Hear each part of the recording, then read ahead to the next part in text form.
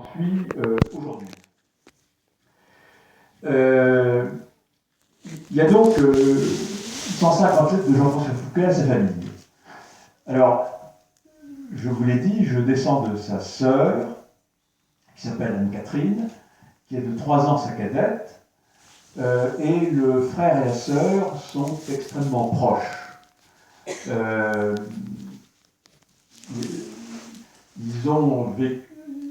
Jean-François Fouquet est l'aîné de 10 enfants. Oui, il est né à Vézelay, c'est un Vézélien. Il est l'aîné de 10 enfants. À cette époque, la mortalité infantile est colossale, et sur 10 enfants, 3 survivront. Une sœur, Anne-Catherine, de 3 ans, sa cadette, et une deuxième sœur, Marie-Anne, de 13 ans, sa cadette, qu'il connaîtra peu parce qu'il rentre chez les Jésuites à l'âge de 16 ans, et donc sa dernière petite sœur avec 3 ans, alors qu'il connaît bien sa Anne-Catherine, la sœur dont je descends. Donc Anne-Catherine, évidemment, est destinatrice de ses lettres. Son père, qui s'appelle François Fouquet, est décédé avant qu'il parte en Chine. Donc François n'est pas destinataire des lettres. Et puis, il y a sa mère, évidemment, qui va vivre jusqu'en 1720, donc qui est destinatrice d'une partie des lettres.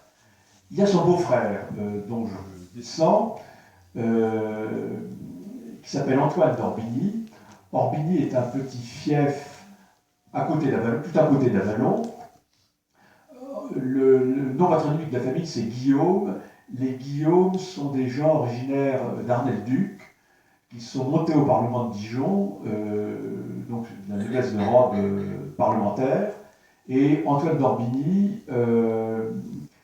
était à Paris, il a passé une licence en droit civil et canon. Il a rencontré sa cousine sud-germaine, et je vous expliquerai comment, qui est Anne-Catherine Fouquet, et qu'il a épousée. Elle avait 15 ans quand il l'a épousée. Alors il y a eu une dispense pontificale. Non pas parce qu'elle avait 15 ans est un très bon âge pour se marier, mais parce que c'était sa cousine sud-germaine. Donc,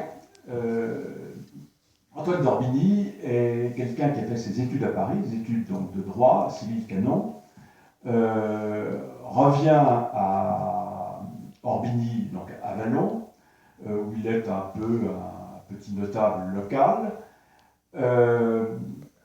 Mais c'est aussi quelqu'un de cultivé.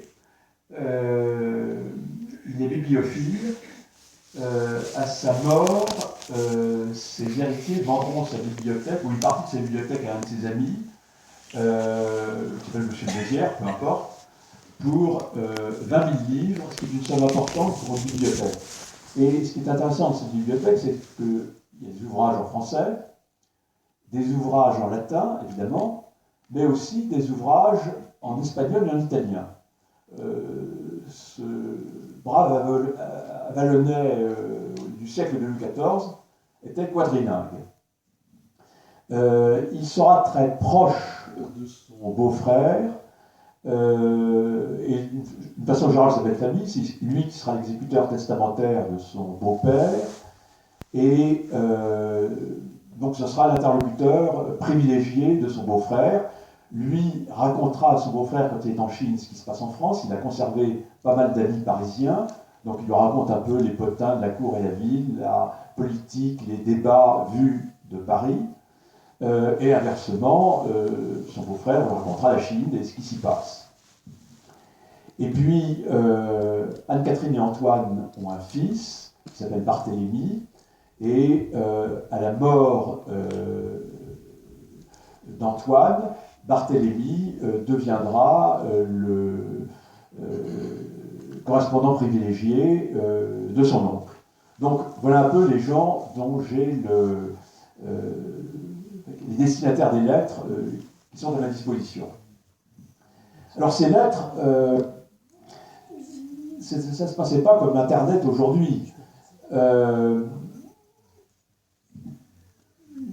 La durée, le temps moyen que met une lettre pour arriver, alors, de Pékin à Avallon, je ne sais pas. Mais d'Avallon à Pékin, je sais, parce que Jean-François Fouquet, quand il commence une lettre, en général, dit mon cher frère, ma chère sœur, mon cher frère, c'est son beau-frère, j'ai reçu votre lettre de telle date. Et en moyenne, les lettres mettent 2 ans pour arriver. Dans le cas le meilleur, elles mettent 1 an, mais j'ai une lettre qui a mis 6 ans pour arriver. C'est au moment de la guerre de succession d'Espagne. La route par l'océan Indien est bloquée par les Anglais et les Néerlandais. Il n'y voit aucune revendication de ma part. Donc la route de l'océan Indien est bloquée et il y a 2 jésuites qui prennent un navire malouin à Saint-Malo, arrivent au Chili, remontent à pied tout le long de la côte occidentale de l'Amérique jusqu'au Mexique. Au Mexique, prennent un bateau qui va aux Philippines, et aux Philippines, prennent un bateau qui va en Chine. Et tout ça met 6 ans. Donc vous voyez, alors, la majorité des lettres arrivent, mais je dirais que, enfin, quand je dis la majorité, c'est 75 à 80%. Il y en a donc un quart, un cinquième qui n'arrivent pas, soit parce qu'elles ne sont pas arrivées, mais aussi parce qu'il y a des naufrages. Le voyage, aujourd'hui, si vous prenez l'avion Paris-Le Caire, vous avez une petite chance d'exploser en vol. Si vous allez de Saint-Malo à Canton, vous avez une chance sensiblement plus forte de périr en mer, ou dans l'autre sens. Bon, donc, voilà un peu comment ça se passe. Ça peut créer des situations inattendues. Par exemple, Jean-François Fouquet écrit à sa sœur le 17 octobre 1703. Alors, il est en Chine, il a 38 ans, elle est à Avallon, elle en a 35, et il pense que ben voilà, il va vivre toute sa vie en Chine, et il ne reviendra pas. Et vraiment, il aime beaucoup sa sœur.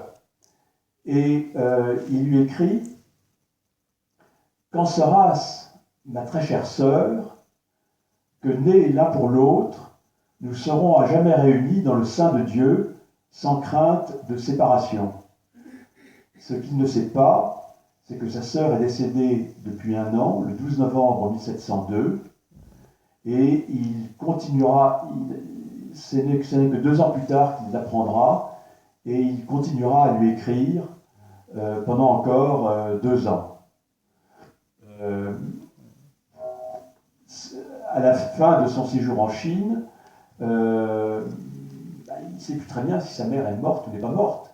En fait, il va rester en Chine jusqu'en 1722. Sa mère meurt en 1720. Et on sent qu'il va un peu à la pêche auprès de son beau-frère pour savoir où en est sa mère. Alors, il lui écrit, mais il ne sait pas très bien si sa mère est toujours en vie ou non. Alors, venons-en à... Alors, oui, autre question. Est-ce que ces lettres à ma disposition, est-ce que c'est un scoop extraordinaire? Réponse non. C'est une période qui maintenant commence à être bien connue. Elle l'était déjà pas mal au XVIIIe siècle. La Chine est un monde que l'on découvre et qui est tout à fait étonnant pour les Européens. C'est une civilisation aussi développée que la nôtre, mais qui s'est développée de façon totalement autonome. Donc on a 2 mondes qui se découvrent. Et les jésuites français sont les premiers à la fois pénétrer dans la Chine profonde, voir le quotidien des Chinois, mais également pratiquent les mandarins,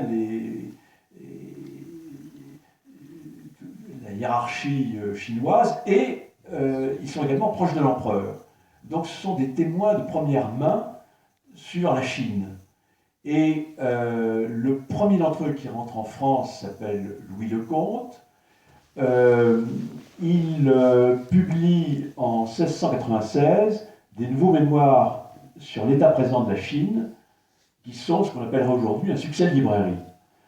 Et du coup, il y a à Paris un procureur pour les missions de Chine, qui sollicite ses confrères jésuites en Chine et qui publie régulièrement des recueils de lettres de confrères de Chine, de confrères en Chine, pardon, sur la Chine. Et ça s'appelle les lettres édifiantes et curieuses. Ça va durer très longtemps, jusqu'en 1776, et il y aura 34 recueils de lettres édifiantes et curieuses qui racontent la Chine. Alors, elles sont curieuses. L'objectif, c'est de satisfaire la curiosité du public de l'époque, mais elles se veulent également édifiantes. L'objectif aussi est d'encourager les missions, auprès du public les missions en Chine, et aussi, je voulais le dire, de redorer un peu le blason des jésuites qui sont très attaqués à l'époque. Elles sont quelquefois un peu caviardées. Le procureur à Paris, lorsqu'il sent que les passages ne sont pas très politiquement corrects, ou que d'autres pourraient l'être davantage, peut rajouter son grain de sel. Mais néanmoins, la société française de l'époque est tenue très étroitement au courant de ce qui se passe en Chine avec les jésuites. Depuis une soixantaine d'années, indépendamment de ce corpus de lettres édifiantes et curieuses, les historiens, les sinologues, se sont intéressés à cette période tout à fait intéressante où les deux univers se rencontrent, et on a déchiffré des archives dans différentes bibliothèques du monde entier, la Bibliothèque Vaticane, à Pékin, à la Bibliothèque de France, à Londres, chez les archives jésuites. Les jésuites ont énormément écrit. Et en ce qui concerne Jean-François Fouquet, précisément, que personne ne connaît, mais qui intéresse les sinologues, eh bien, il y a un jésuite américain qui s'appelle John Whitehead, qui a fait à l'Université du Michigan une thèse doctorat sur Jean-François Fouquet de 450 pages, sur ses rapports avec les jésuites. Plus près de nous, en France, il y a une chercheuse qui s'appelle Catherine Jamy, qui est une jeune femme qui fait Normal Sup Sciences, et qui est également sinologue, et qui s'est intéressée à l'enseignement mathématique et astronomique de Jean-François Fouquet en Chine, en particulier auprès de l'empereur. Alors, elle a fait, là c'est un mémoire de maîtrise, mais comme c'est une chercheuse extrêmement remarquable, son mémoire de maîtrise est beaucoup plus qu'un mémoire de maîtrise. Et donc là, c'est aussi très intéressant. Entre 77 et 81, pendant 5 années successives, les cahiers Saint-Simon se sont intéressés au rapport entre Jean-François Fouquet et Saint-Simon. Et donc, on a toute une série d'articles sur les rapports entre Jean-François Fouquet et Saint-Simon. J'en reparlerai tout à l'heure. Et puis, il y a même un Américain, un chercheur américain qui s'appelle Jonathan Spence, qui a écrit un bouquin sur Jean Hou, qui était Jean Hou, c'était le secrétaire chinois de Jean-François Fouquet. Donc, vous voyez, Jean-François Fouquet est finalement un inconnu connu, parce que depuis une cinquantaine d'années, les chercheurs se sont intéressés à lui, comme à d'autres d'ailleurs. Et donc c'est une période que le grand public ne soupçonne pas, mais qui progressivement maintenant arrive à la lumière. Alors Jean-François Fouquet, donc, revenons à lui. Je vais sortir ma montre pour ne pas être débordé par le temps. Et si je le suis, ou si je deviens un peu sopo, vous me le dites. Hein. Même si vous ne réagissez pas beaucoup depuis le début de cette Assemblée générale. Donc Jean-François Fouquet est né le 12 mars 1665, entre 6h et 7h du soir, à Vézelay. Il a été baptisé le lendemain en l'église Saint-Pierre de Vézelay par M. Grimaud, le curé de la paroisse. Il a eu comme marraine Marie-Madeleine Chevrier, sa grand-mère paternelle, et comme parrain Pierre Berthion, son oncle maternel. Bon, pourquoi est-il né à Vézelay? Parce que son grand-père, Jean-François Fouquet, qui s'appelait également Jean-François, était marchand à Vézelay. Mais son père n'était plus à Vézelay, il était à Paris, où il était le secrétaire de René de Maupoux, qui était un monsieur très important, président de chambre au Parlement de Paris. Les Maupoux sont une dynastie parlementaire bien connue, et donc René de Maupoux était quelqu'un d'important à Paris. François Fouquet, donc le fils de Jean-François et le père de Jean-François, était à l'époque donc le jeune secrétaire de René de Maupoux. C'était le premier-né. Je pense que la femme de François Fouquet est venue à Vézelay pour accoucher auprès de sa mère, j'imagine que c'est ça, mais ils habitaient à Paris, rue du Foin. Je vous ai dit qu'il y avait 9 autres enfants qui allaient naître. La première à naître va être Anne-Catherine. Tous les autres vont naître à Paris. Anne-Catherine va naître 3 ans plus tard. Elle aura pour parrain Pierre de Maupoux, le fils de René, et comme marraine Françoise d'Aujas, dont le mari est également parlementaire et qui est le beau-frère de René de Maupoux. Donc là, c'est pas un marraine, c'est tout à fait le clan Maupoux. Alors Fouquet, quelquefois on dit s'écrit comment, Jean-François écrit F-O-U-C-Q-E-T. Mais ses contemporains, quand ils parlent de lui, écrivent F-O-U-Q-E-T. Parfois même, dans un même acte d'état civil, on voit les deux orthographes, voire même Fouquet, Q-E-R. Bon, à l'époque, on est beaucoup moins tatillon sur l'orthographe, et si on prend d'ailleurs le célèbre Nicolas Fouquet, quelquefois il apparaît CQ, quelquefois sans le C. J'ai dit Nicolas Fouquet, est-ce qu'il y a un cousinage? Bon, Fouquet est un nom très courant dans l'ouest de la France. C'est pas un nom bourguignon, hein, et j'arrive pas tellement, j'ai pas beaucoup cherché, mais j'arrive pas tellement à remonter au-delà de Jean-François Fouquet, marchand à Vézelay. Donc on peut peut-être penser que Jean-François Fouquet est venu s'installer marchand à Vézelay, mais Fouquet est un nom de l'ouest de la France. Si vous appelez Scartefique, vous êtes de Marseille. Si vous appelez Fouquet, vous êtes de l'ouest de la France.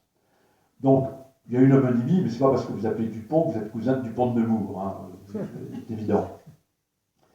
Ce qui est un peu plus intéressant, c'est que dans les deux cas, sur les armes, vous avez un écureuil.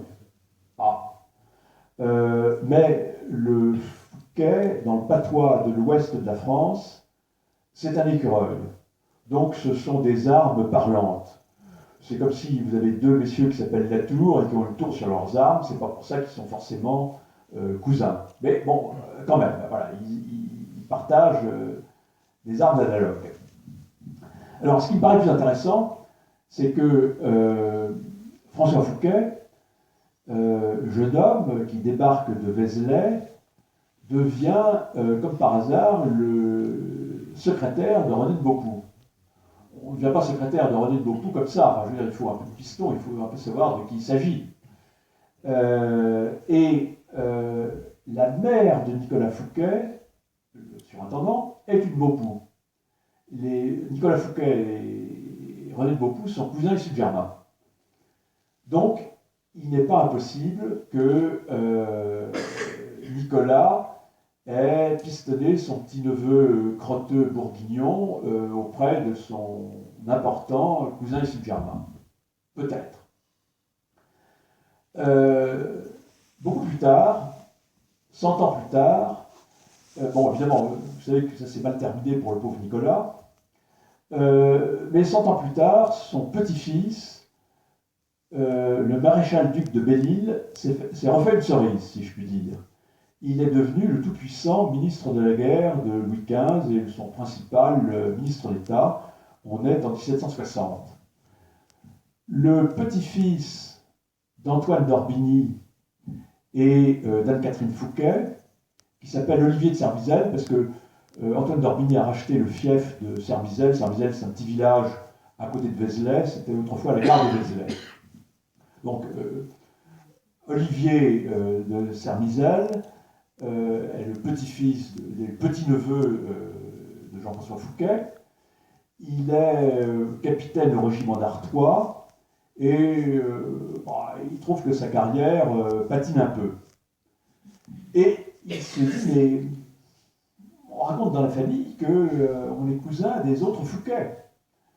Alors, il fait sonder le tout-puissant ministre de la guerre, qui dit, mais oui, mais je sais qu'une partie de ma famille est partie s'établir en Bourgogne. Donc, venez me voir. Alors, évidemment, il est très content. Il met son plus bel uniforme, son plus beau costume, enfin, il est superbe. Il se rend à pied à l'hôtel de Belle-Île, et à ce moment-là arrive un carrosse. Il faisait un temps pire qu'aujourd'hui, une flaque d'eau, et paf, il est totalement éclaboussé. Il ne peut pas se présenter devant le maréchal-duc dans cet état. Et puis, il est rappelé à son régiment. Il reprend rendez-vous avec le maréchal-duc. Le maréchal-duc lui redonne un rendez-vous. Le maréchal-duc dit, oui, je sais que j'ai des cousins bourguignons. Donc le maréchal-duc lui redonne un rendez-vous, mais pas de peau. Le maréchal-duc tombe très gravement malade, va mourir et il ne peut pas le recevoir. Il meurt avant de pouvoir le recevoir. Donc, pour résumer, il n'est pas invraisemblable que les Fouquet-Bourguignons aient été des cousins crotteux des grands Fouquet. On le pensait de part et d'autre, mais on ne sait pas très bien comment. Voilà. Alors, revenons donc à Jean-François. Son père a un fils et deux filles. Lui-même est sorti d'une petite médiocrité provinciale pour monter à Paris. Il est évidemment assez ambitieux pour son fils. Et il le met dans ce qui est vraisemblablement le meilleur endroit pour faire ses études, ou en tout cas l'un des tout meilleurs, qui est le collège de Clermont, tenu par les jésuites. Je pense que Jean-François sera un élève extrêmement brillant. En tout cas, la suite de sa carrière montre que c'est quelqu'un qui avait un fort potentiel. C'est un linguiste, il sera un linguiste remarquable. Ses langues de travail seront le français, bien sûr, le latin, bien sûr, le mandarin, bien sûr, et l'italien, bien sûr. Et par ailleurs, il parlera mandchou, portugais et anglais. Bon, pas mal. Ce sera également un mathématicien qui aurait été digne de discuter avec notre ami Simonet. Hein. Il va refaire... il va reconstruire pour l'empereur de Chine tout le système de Kepler. Et quand vous êtes à Pékin à l'époque, c'est pas si simple que ça. Et puis il va lui donner également des cours d'algèbre, de géométrie, etc. Donc c'est un grand mathématicien. Et l'expérience prouvera qu'il a également un talent relationnel tout à fait remarquable. Il deviendra proche de Kangxi, donc cet empereur de Chine, qui est sans doute le plus grand empereur des temps modernes. Il se rapproche de deux papes qui seront Innocent XIII et Benoît XIII. Il sera ami de Montesquieu et il sera intime de Saint-Simon, entre autres. Hein. Donc, à l'évidence, c'est un adolescent qui avait un potentiel exceptionnel. Eh bien, pas de peau, à 16 ans, il dit « Papa, je veux devenir jésuite ».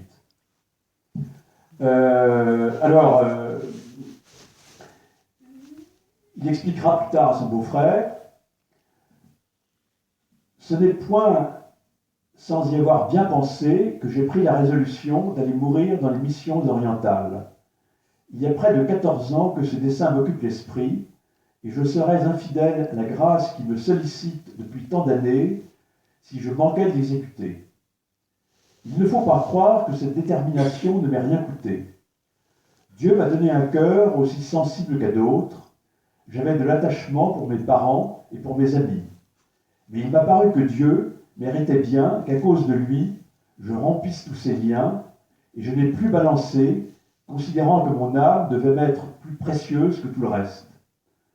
À l'heure de ma mort, qui me paraît être fort éloignée, je serais bien aise, mon très cher frère, d'avoir renoncé pour l'amour de Jésus-Christ à toutes les douceurs que j'aurais pu goûter en Europe dans une vie commode et tranquille. On est dans un milieu, dans une famille qui est profondément chrétienne. On peut penser que François Fouquet, le père, était un peu déçu de la vocation de son fils. Eh bien, il écrit à sa sœur, donc François Fouquet écrit à Anne-Catherine, « Votre frère est dans une parfaite santé et va son train ordinaire. Il se dispose pour prendre ce carême les ordres de prêtrise, qui sont avec une thèse de théologie qu'il prépare à soutenir dans le même temps, avec une thèse de théologie qu'il se prépare à soutenir dans le même temps, ne lui donne pas peu d'occupation. C'est un enfant de bénédiction qui nous doit à tous servir d'exemple pour la miséricorde du Seigneur. Il mène une vie sainte et parfaite qui sert à l'édification de tous ceux qui le connaissent.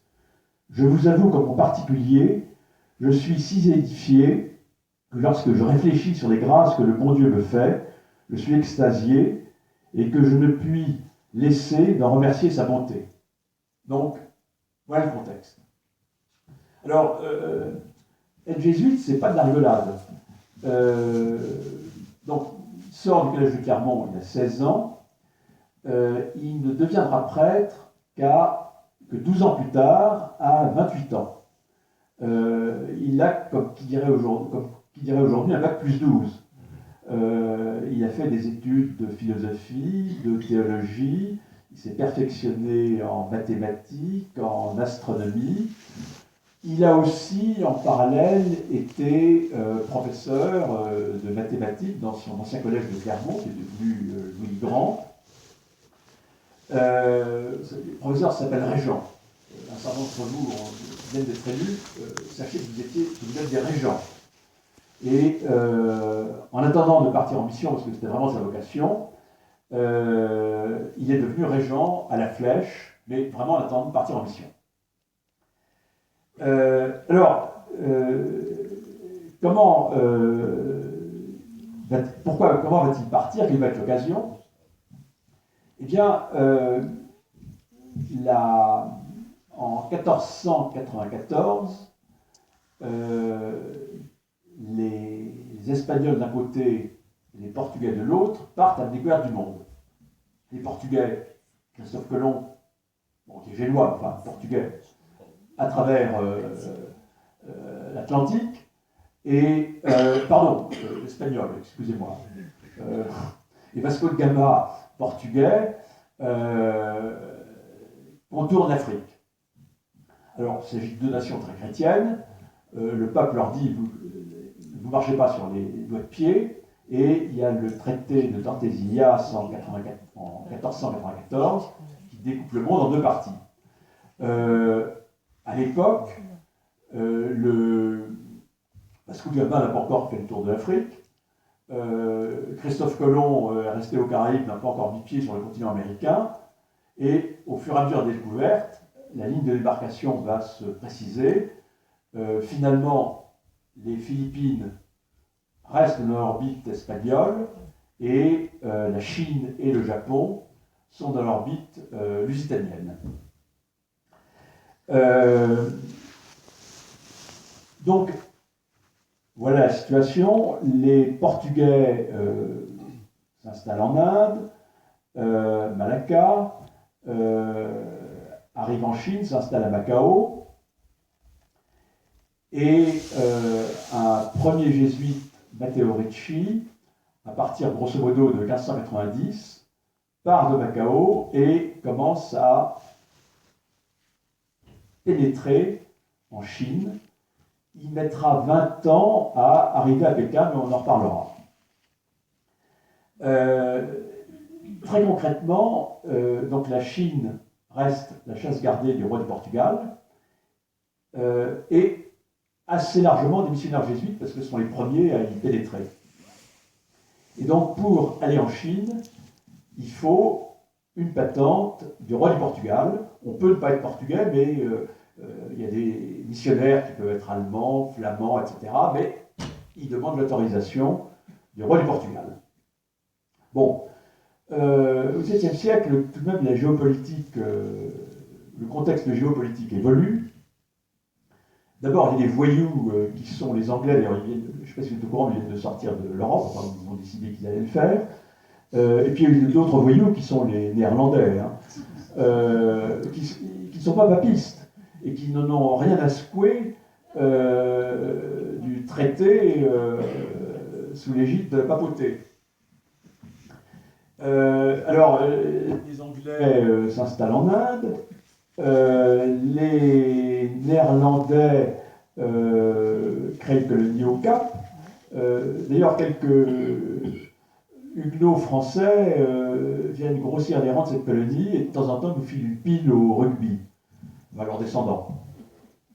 Les Néerlandais vont dans les Indes orientales, l'Indonésie. Ils ont Batavia, aujourd'hui Jakarta, comme capitale. Vers 1640, je crois que c'est 1642, ils délogent les Portugais de Malacca. Et la compagnie anglaise des Indes orientales est fondée en 1600, la compagnie néerlandaise en 1602. Donc, ils commencent à faire du commerce avec la Chine. Et évidemment, ils se moquent totalement du roi du Portugal. À Rome, on trouve que cette emprise portugaise et jésuite sur les missions est un peu pesante. Il se crée, je crois, en 1622, la Sacrée Congrégation pour la propagation de la foi. Propagation, ça se dit propaganda en italien, et donc elle est connue en italien mais également en français comme la propagande. Et donc la propagande se crée en 1622 et commence à envoyer de nouveaux missionnaires. Alors il y a par exemple les dominicains qui arrivent des Philippines, mais qui sont plutôt espagnols. Et évidemment, ça ne fait pas plaisir énormément au roi du Portugal. Et puis, il y a des franciscains, il y a des augustins, et il y a les missions étrangères qui se sont créées au milieu du siècle à Paris, qui envoient un premier évêque, Monseigneur Palu, au Tonkin, c'est pas exactement en Chine, mais enfin c'est le Tonkin, et puis suivra un peu plus tard Monseigneur Maigreau, dont on reparlera, qui s'installe en Chine, dans le Jiangxi. À l'époque où... Alors bon, Louis XIV est le plus grand roi de l'univers, en tout cas côté européen, et puis il y a un empereur en Chine, et ça intéresse quand même pas mal Louis XIV, tout ça. Ça tombe bien, il y a un jésuite qui s'appelle le père Verbiste, qui est flamand, qui est à Pékin, qui est le supérieur de la mission de Pékin, qui est dans les meilleurs termes avec l'empereur. Il est président du tribunal des mathématiques. L'empereur est le fils du ciel, Donc il a intérêt à bien prévoir les éclipses et tous les phénomènes célestes. Et Verbiste est le président du tribunal des mathématiques, c'est lui qui fait le boulot.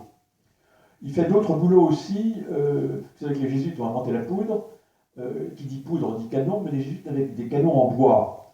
Alors Verbiste les aide à fabriquer des canons un peu plus efficaces en bronze. Mais les jésuites ont compris que si on voulait évangéliser la Chine, il fallait passer par l'empereur. Et donc Verbiste envoie des lettres en Europe, dans les cours européennes, et demande à ce qu'on lui envoie de nouveaux jésuites, hommes de science, mais également, évidemment, missionnaires potentiels. Ça arrive en particulier à Paris.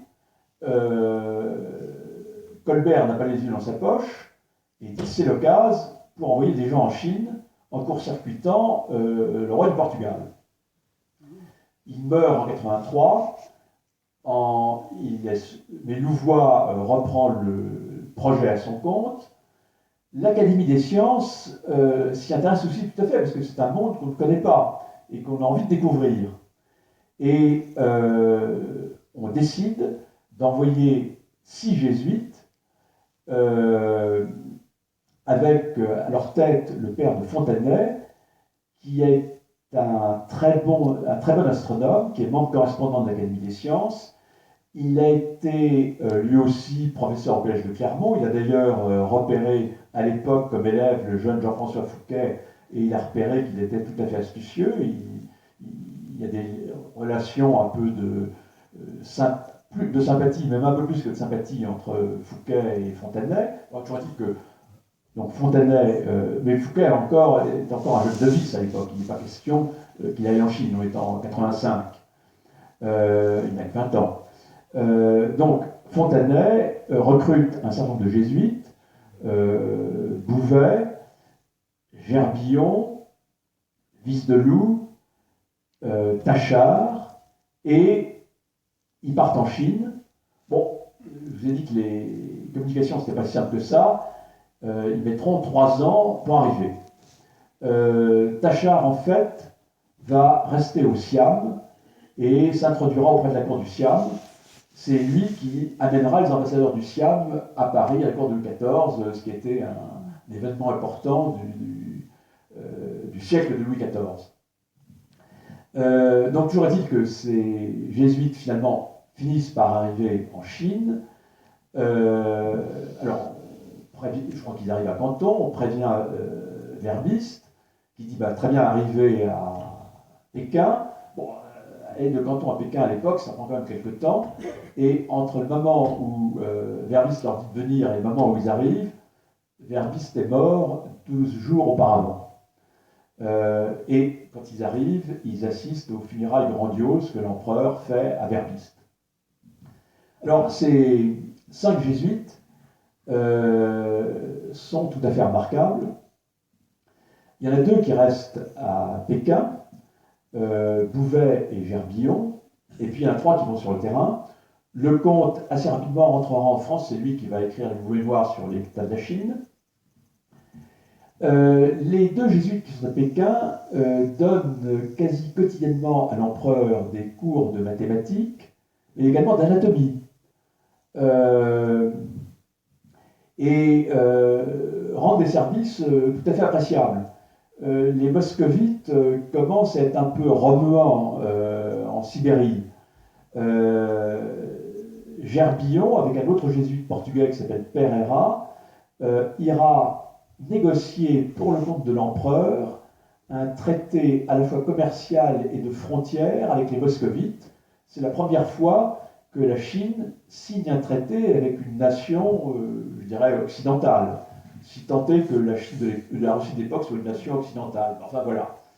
C'est le traité de Nerchi qui est signé, en mandchou, c'est la langue impériale, en russe, c'est la langue des Russes, et en latin. Donc, ça c'est pas mal. Également, à un moment donné, l'empereur tombe malade. Les médecins chinois, la puncture, machin, etc., on n'arrive pas à le guérir. les jésuites ont une idée, l'écorce de quinquina. Alors on fait venir des Indes de l'écorce de quinquina, de la quinine. Bon, l'empereur est un peu prudent. Hein. Heureusement pour lui, il y a un eunuque qui a à peu près les mêmes symptômes que lui. On lui file de la quinine, il guérit, et donc l'empereur guérit. Et l'empereur, pour remercier vraiment les jésuites, signe en 1692 l'édit de tolérance. Alors jusqu'à présent, les missions chrétiennes, jésuites enfin, en particulier, mais l'ensemble des missions, étaient tolérées en Chine, mais simplement tolérées. Et chaque vice-roi de province pouvait être un peu à roitelet dans son domaine. Et donc l'intolérance permet et rend tout à fait licite l'enseignement de la religion catholique sur l'ensemble du territoire, et non seulement l'enseignement de la religion, mais également la possibilité d'ériger des églises. Et pour faire bonne mesure, l'empereur donne aux jésuites français un terrain au sein de l'enceinte impériale de Pékin, qui s'appelle le Beitang. Le terrain s'appelle le Beitang.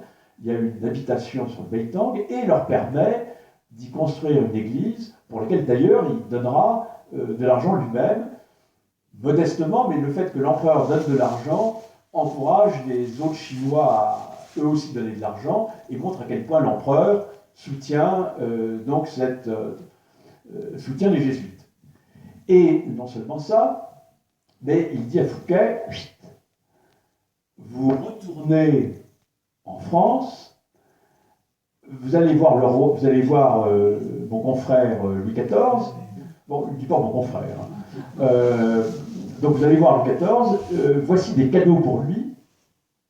En particulier, Fouquet arrive avec une cinquantaine d'ouvrages en chinois. Il y avait à la Bibliothèque royale que quelques ouvrages qui provenaient des collections de Mazarin. Donc c'est le début d'ouvrages en chinois à la Bibliothèque royale. Et l'empereur dit surtout à Bouvet, vous ramenez des jésuites. Et donc, alors, le voyage de Bouvet va prendre 4 ans. Il voyage avec un autre prêtre des missions étrangères qui s'appelle Charbot, qui lui va aller à Rome. Et donc pendant 3 ans, ils voyagent ensemble, en bonne intelligence. Et puis Fouquet arrive à Paris, Bouvet arrive à Paris, recrute une quinzaine de jésuites, il en recrute 16 exactement. Il y en a 11 qui vont faire le voyage sur un navire qui s'appelle l'Amphitrite, avec Bouvet, et c'est la première fois qu'un navire français, partant de France, ira en Chine. Alors évidemment, il fera toute une série d'escales, mais il est bien clair que l'objectif final, c'est la Chine. Jusque-là, et c'est pour ça que les prédécesseurs de Bouvet avaient mis tant de temps pour arriver en Chine, et que lui-même a mis tant de temps pour arriver en France, on prenait un bateau, on s'arrêtait, on cherchait un autre bateau, on s'arrêtait, etc. L'Amphitrite va être le premier bateau à aller directement en Chine, et il mettra à peu près 9 mois. Bouvet a pris 11 jésuites avec lui, parce que l'Amphitrite ne peut pas en avoir davantage, mais il se sert un peu, mais il y en a 11, et il va profiter du voyage pour leur donner des leçons de chinois et de mandchou, qui est la langue impériale. Et puis il en reste 5 autres. Et Fouquet a certainement été recommandé à Bouvet par Fontanet. Fouquet, peut-être Bouvet l'avait-il un peu côtoyé en France, et c'est Fouquet qui est en charge du petit groupe de 5 et qui va, à travers différentes escales, mais en gros, il va prendre un bateau qui s'appelle le Lebon, qui va le mener jusqu'au golfe du Bengale. Et puis après ça, il va prendre un premier bateau qui va l'amener à Madras. À Madras, d'ailleurs, il sera bien reçu par le gouverneur qui s'appelle M. Pitt, qui vendra le diamant au régent. qui est assez francophile, ce qui n'a pas été vraiment le cas de son petit-fils et de son arrière-petit-fils lorsqu'ils ont été premiers ministres. Bon, il est à Madras, ensuite il arrive à Batavia, un autre bateau qui l'amène à Batavia. Batavia, ces salauds de néerlandais lui interdisent de descendre à terre. Hein. Il n'a pas de piste, on ne descend pas à terre. Et donc il moisit sur son bateau pendant 1 mois et demi à peu près. Il n'a même pas le droit de dire la messe. Et finalement, il trouve un autre bateau anglais qui va d'abord aller à Malacca. Alors à Malacca, c'est aussi des Néerlandais, mais le gouverneur est vachement sympa. Et il s'entend très bien avec le gouverneur. De Malacca, il arrive à Amoy avec son petit groupe en 1698. Bon, donc voilà le périple de Fouquet. La Chine dans laquelle il arrive, c'est un continent qui est vraiment à l'échelle de l'Europe, voire un peu plus. Il y a à l'époque environ 100 millions d'habitants en Europe, hors Russie.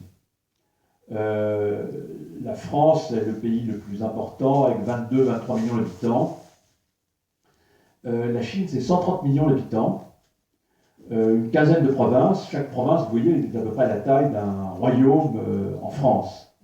Sauf que les royaumes européens se font la guerre. La Chine, c'est un royaume parfaitement unifié. Il n'y a pas de guerre. Vous avez l'Himalaya d'un côté, l'océan, la mer de Chine, l'océan Pacifique de l'autre, la Sibérie, les déserts à l'ouest. Pas de guerre possible. Bon, il peut y avoir des petites révoltes, mais il n'y a pas de guerre. Donc c'est un empire tout à fait pacifié qui est au moins aussi important que l'Europe. Les Chinois, évidemment, n'ont pas connu les grandes découvertes à partir de la Renaissance, mais sont des gens remarquables. La soie, la boussole, la porcelaine, etc. Voltaire écrira dans son dictionnaire philosophique: on sait qu'ils sont aujourd'hui ce que nous étions il y a environ 300 ans, des raisonneurs très ignorants. Mais on peut être à la fois un mauvais physicien et un excellent moraliste. Aussi, c'est dans la morale et l'économie politique, dans l'agriculture et dans les arts nécessaires, que les Chinois se sont perfectionnés. Nous leur avons enseigné tout le reste, mais dans cette partie, nous devrions être leurs disciples. Accessoirement, ils ont aussi inventé l'ENA. Par l'ENA, je veux dire, ils ont inventé tous ces concours administratifs de plus en plus compliqués et qui permettent d'arriver aux fonctions suprêmes. Et donc, ça commence par des petits fonctionnaires sur le terrain, puis ensuite, à chaque fois, des concours de plus en plus difficiles. Il y a un empereur mandchou qui s'appelle Kangxi. Les Mandchous ont remplacé les Ming en 1644. Kangxi est né, lui, en 1654. Son père est mort quand il était très jeune, 1662. En 1669, à 15 ans, il s'est débarrassé des régents et a commencé à assumer le pouvoir. Et il mourra en 1722. Vous avez compris qu'il était très proche des jésuites. Et les jésuites rêvent d'en faire un nouveau Constantin. En fait, Diderot, qui sera beaucoup plus réaliste, décrit Kangxi comme le Marc Aurèle de la Chine par sa sagesse, son Louis XIV par son despotisme et la durée de son règne. Si Diderot avait vécu un siècle plus tard, il aurait pu rajouter que c'est aussi le Meiji de la Chine, car Kangxi comprend le retard récent accumulé par la Chine et a une ambition forte qui est de récupérer les technologies occidentales grâce aux jésuites et de rattraper ce retard. Alors, en 1700, il y a à peu près, les missionnaires estiment qu'il y a 300 000 chrétiens en Chine. Les historiens contemporains pensent plutôt 200 000. Bon, 200 000, 300 000, ça ne change pas grand-chose. Il y a une centaine de missionnaires, une moitié de jésuites. Alors, les jésuites sont maintenant pour un tiers français, hein, les Français commencent à arriver, hein, un tiers portugais et un tiers européen autre, et puis une moitié d'autres ordres, dominicains, franciscains, augustins, et les missions étrangères. Il y a eu les dédits tolérance, donc on pourrait croire que tout baigne.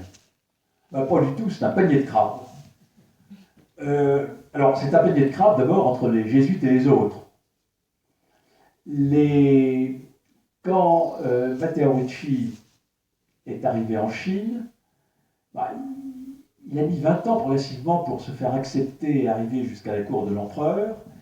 Et il a compris que pour être accepté, il fallait intéresser les mandarins et donc leur apporter des connaissances nouvelles. Le premier ouvrage qu'il a... Alors d'abord, il faut apprendre le chinois. Je vous en reparlerai pour Jean-François Fouquet. C'est très compliqué quand vous débarquez comme ça. Hein. Berlitz n'existe pas. Donc il faut apprendre le chinois et ça... Jean-François Fouquet mettra 10 ans à apprendre le chinois.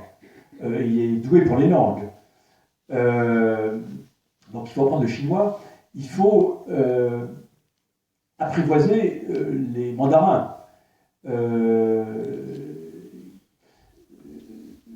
Matteo Ricci commence par traduire les éléments de géométrie d'Euclide, édite des mapes-mondes. Donc les Chinois découvrent la carte du monde, enfin, celle que l'on connaît à l'époque et qui ne soupçonne pas. Mais parallèlement, il commence à l'enseignement évangélique. Mais l'enseignement évangélique, il a compris aussi que on ne peut pas arriver comme en Afrique en disant nos ancêtres les Gaulois. Il faut s'adapter à une civilisation tout à fait sophistiquée. Et il se place un peu dans la continuité de Confucius et explique comment, à partir de la philosophie et de l'organisation sociale confucéenne, Confucius a vécu entre le 6e et le 5e siècle avant Jésus-Christ en Chine. Et c'est vraiment lui qui a dressé les bases de la morale, la philosophie et l'organisation sociale chinoise. Et donc, Matteo Ricci a compris qu'il fallait que l'enseignement de la religion se coule dans la philosophie confucéenne. Et il faut aussi l'expliquer à Rome. Il va réussir pas mal. Lorsqu'il mourra, je crois que c'est en 1612, il est à Pékin, et il y a déjà 2500 chrétiens en Chine, et une église qui se construit à Pékin. Et les jésuites obtiennent que pour la première fois, on puisse dire la messe en chinois. Alors que partout en Europe, elle se dit en latin, mais non seulement partout en Europe, mais partout en Amérique, partout en Afrique, partout en Inde. Et donc, c'est une adaptation à la Chine. Alors, les jésuites font comme ça, mais quand les dominicains arrivent, ça commence à les chatouiller. Ils trouvent que, est-ce que c'est un culte à Confucius ou est-ce que Confucius est simplement un philosophe que l'on respecte? Est-ce que le culte des ancêtres, c'est comme nous, à la Toussaint, on met des chrysanthèmes sur les tombes, ou est-ce que c'est un peu plus idolâtre? Les cérémonies qu'on fait pour les moissons, etc., c'est idolâtre ou est-ce que c'est nous comme l'érogation? Ça se discute tout ça. Et bon, et puis il y a une rivalité, c'est évident, entre les jésuites et les autres ordres. Donc, les jésuites d'un côté et les autres ordres de l'autre se tirent dans les pattes. Et puis, alors, l'arrivée des Français fait que les Français se tirent dans les pattes avec les Portugais. Parce que, évidemment, l'objectif de Louis XIV, c'était de court-circuiter le roi du Portugal. Bon, c'était aussi l'Académie des sciences, c'était aussi évangéliser, mais c'était quand même lui, le grand roi européen, à avoir noué des rapports avec l'empereur de Chine. Donc on est un peu dans un panier de crabes. Et l'un des crabes les plus virulents, c'est Monseigneur Maigreau, qui est donc l'homme des missions étrangères. Il trouve que tout ce que font les jésuites, c'est quand même du mauvais côté de l'idolâtrie. Et à peine l'édit de tolérance était-il signé, qu'il le dénonce. Et quand il envoie Charmeau à Rome avec Bouvet, Charmeau a dit à Bouvet, ben, tu as trouvé un bateau, est-ce que tu peux m'emmener avec moi sur le bateau? Il se trouve que voilà, maintenant je fais mon temps en Chine, je rentre en Europe. En fait, pas du tout. Charmeau avait une mission qui était d'alerter Rome sur les dérives jésuites en Chine. Et donc, je veux dire, on est vraiment à hockey choral, si je puis dire. Alors, le pauvre Fouquet débarque là-dedans. Il arrive à Moy.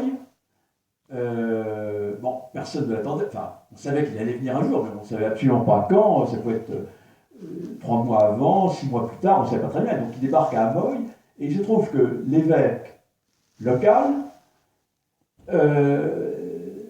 c'est le représentant des missions étrangères, qui a envoyé Charmeau à Rome. Alors, bon, voilà, il est accueilli à Amoy, et puis il décide d'aller à Fuceu, parce qu'à Fuceu, il y a un jésuite qui s'appelle Gozzani, bon, qui est le missionnaire à Fuceu, et il se dit, je vais aller à Fuceu voir Gozzani, et Gozzani, qui est portugais, me dira ce qu'il faut comment je le retrouve, mais copain jésuite. Donc, il va à Fuceu. Ça tombe bien parce qu'il est parti un peu vite d'Europe et il n'a pas eu le temps de faire ses vœux définitifs à l'ordre. Il y a 9 vœux, si vous voulez être jésuite, qui sont les vœux définitifs. Le provincial jésuite à Paris, qui s'appelle Le Picard, le dit c'est pas grave, soit vous, si vous avez l'occasion, faites vos vœux pendant le voyage, soit vous les faites en arrivant en Chine. Alors il se retrouve devant Gozzani et il lui dit, parce que je vais faire des vœux. Très bien, dit Gozzani, il fait ses vœux devant Gozzani. Et puis il dit à Gozzani, bon ben, maintenant que je les ai faits, je vais envoyer une copie à Le Picard pour que Le Picard le sache. Gozzani lui dit non, c'est terminé, Le Picard ne connaît pas. Vous êtes maintenant la mission de Chine et vous dépendez. Alors, le patron s'appelle le visiteur, ça ne s'appelle pas le provincial, en Chine, le patron de Jésus s'appelle le visiteur. Vous dépendez du visiteur de Chine et je vous interdis d'envoyer une copie de vos vœux à Le Picard. Alors, Fouquet et Gozzani s'engueulent et ils font appel au général de l'ordre qui est à Rome pour que le général tranche sur la dispute. Bon, évidemment, vous l'avez compris, ça prend 2 ans pour aller à Rome, ça prend 2 ans pour revenir. 4 ans plus tard, Fouquet, évidemment, n'est plus à Fouché-Hou, et on a un peu oublié cette querelle. Mais, vous voyez, Fouquet arrive à Amoy, il tombe sur Maigret, qui dénonce les jésuites, et ensuite, la deuxième personne qu'il rencontre, c'est à Fouché-Hou, qui lui dit terminé, vous n'êtes plus français. Bon. Bon, toujours est-il que Fouquet reçoit finalement des informations de des jésuites français. Ça s'arrange. En fait, Fontanet dépend du visiteur, mais il est entendu. Le père Lachaise, qui était le confesseur de Louis XIV, est intervenu auprès du général de l'ordre à Rome pour que tout de même les choses s'aplanissent un peu. Et Fontanet est reconnu comme le patron de l'ensemble des jésuites français, mais dépend du visiteur. Et donc Fontanet envoie Fouquet sur le terrain. Alors, Fouquet va passer une bonne douzaine d'années sur le terrain pour commencer à évangéliser. Il est d'abord à Fouché-Hou et ensuite il est à Linxiang, une petite ville du Jiangxi, où il crée une mission. Il écrit à son beau-frère, c'est assez significatif, mon unique occupation, dans tout le temps qui m'est resté, a été l'étude de la langue et des caractères.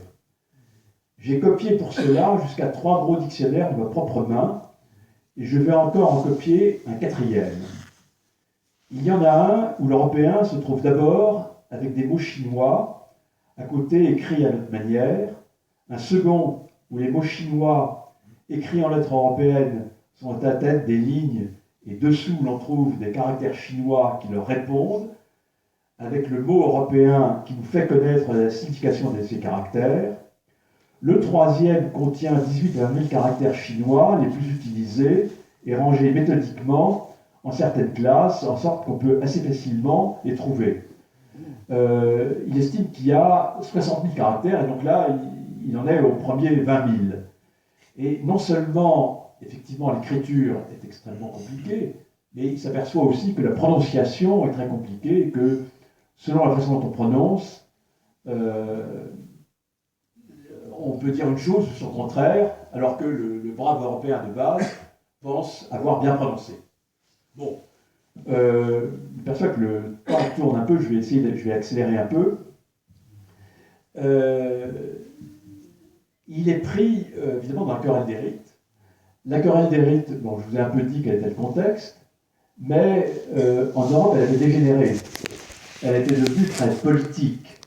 Les ennemis des jésuites, comme les jansénistes par exemple, en profitaient pour régler leur compte avec les jésuites.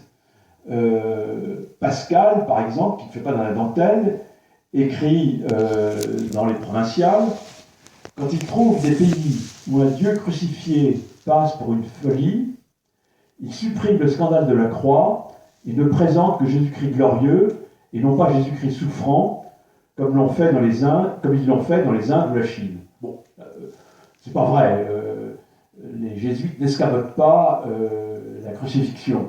Mais, encore une fois, le débat est devenu un débat politique, une polémique en Europe.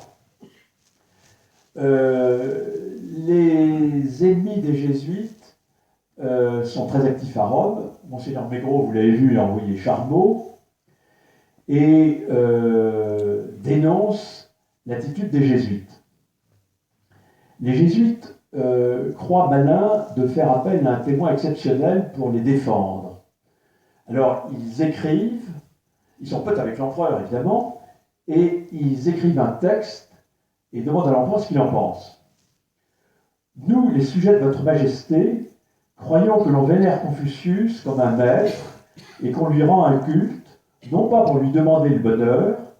Nous croyons que l'on fait des offrandes aux ancêtres défunts dans le seul but de témoigner le sentiment d'amour et de regret, et non pas pour les prier de nous protéger.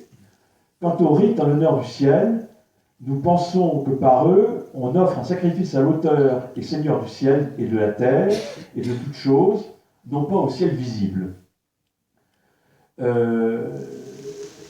Donc ils défendent leur position. Et l'empereur répond et l'écrit, le texte est parfait et entièrement conforme à la grande doctrine confucéenne. Rendre au ciel, aux seigneurs, aux parents, aux maîtres, la vénération qui leur est due, c'est la coutume dans le monde entier.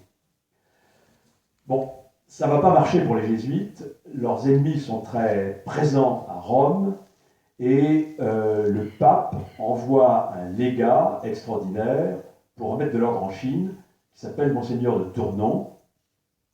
Dans la foulée, il est patriarche, on le fait patriarche d'Antioche, et mais c'est quelqu'un de relativement jeune, pas très diplomate, qui a 33 ans, qui arrive en Chine, débarque dans un pays qu'il ne comprend pas, est pris en main par Monseigneur Maigret, et a une première entrevue avec l'empereur, où il lui explique que Confucius est hérétique et c'est pas bien.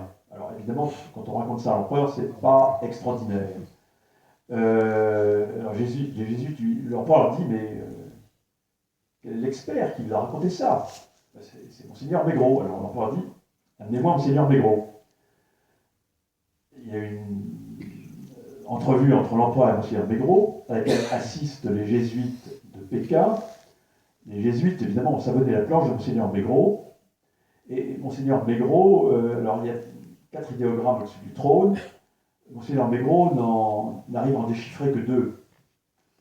Pas terrible pour un expert. En fait, Monseigneur Maigret, effectivement, il y a très très peu de très bons sinologues en Chine, même parmi les jésuites. Et Monseigneur Maigret n'est certainement pas un. L'empereur renvoie Monseigneur Maigret.